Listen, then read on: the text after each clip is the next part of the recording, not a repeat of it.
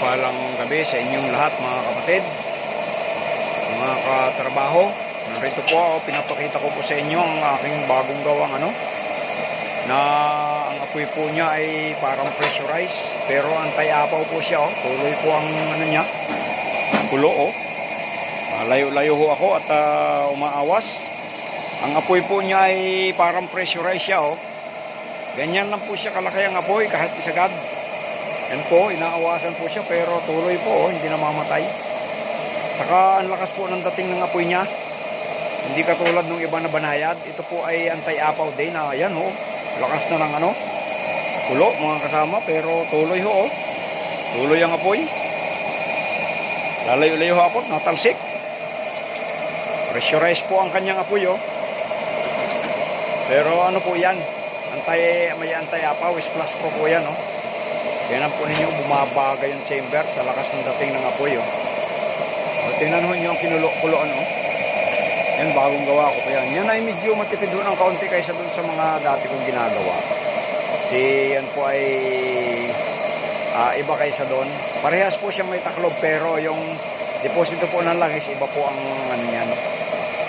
Iba po ang pagkalagay niyan Ganyan nyo po ang apoy Para po siyang yung yung ordinary na may pressure sa taas. Yan po.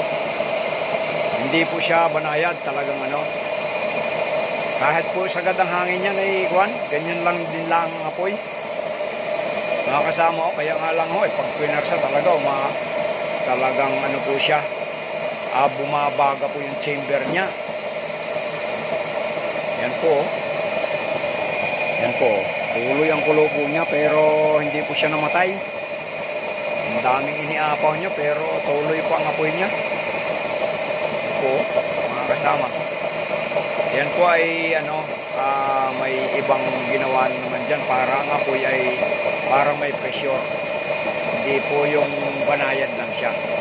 Talagang kahit sa mga malalaking kaldero, pwede po siya. Yan po mga kasama.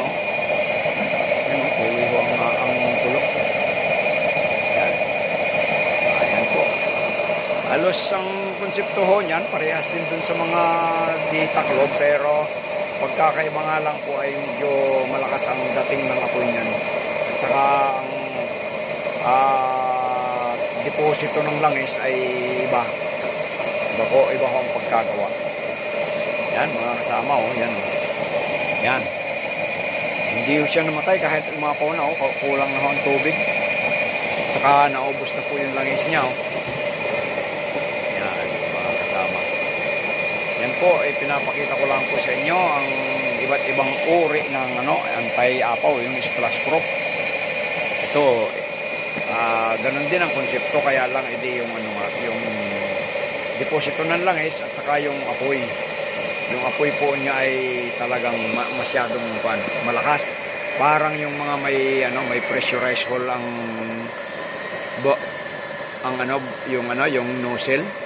Yung nozzle niya parang may pressurized na butas sa taas. May pressure yung dating niya ng apoy sa taas sa paglabas dito sa chamber. Yan po mga kasama, kung inyo pong nagustuhan ay paki-subscribe naman po. Saka pahit ang notification bell, paki-like and share para sa mga susunod na video ay kayo po ay maging updated. Maraming salamat po. Pagpalain po tayong lahat ng ating Panginoon.